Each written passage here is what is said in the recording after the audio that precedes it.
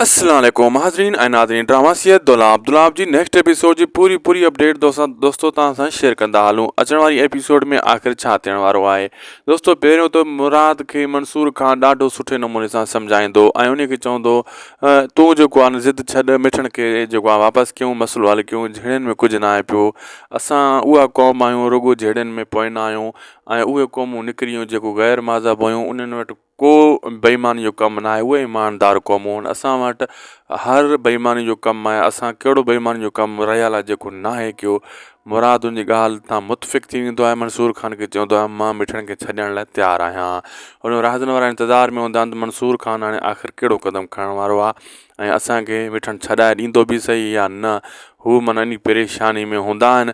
होॾो सोडल ईंदो दोस्तों, सोडल राति जे टाइम पंहिंजे पीउ माउ सां मिलंदो ऐं उन्हनि खां हाल वहिल वठंदो। उहे इहा ई ॻाल्हि कंदा सोडल खे, तूं मोटी वञ जिथे आई ओॾे वञी रहो, हिते तुंहिंजा सभु दुश्मन, तुंहिंजो मुराद बि दुश्मन थी वियो आहे, तुंहिंजा राज़नि वारा बि तोखे कोन छॾींदा। सोडल ज़िद कंदो, चवंदो ईअं न, हीउ कमु ख़राबु थी वियो आहे, इन खे सिधो मां कंदुसि, मुंहिंजी ग़लती आहे। हू चवंदा हलियो वञे त आहिस्ता आहिस्ता सोडल जी धप सभिनी खे पइजी वेंदी। सोडल हिते आयल आहे ऐं सोडल जे लाइ हू हाणे खॾूं खोटणु शुरू थी वेंदा त सोडल खे पकड़ियूं। सभ खां पहिरियां हर कंहिंजी इहा कोशिशि हूंदी आहे सोडल खे असां पकड़ियूं ऐं पोइ उन जे पोयां लॻी पवंदा आहिनि।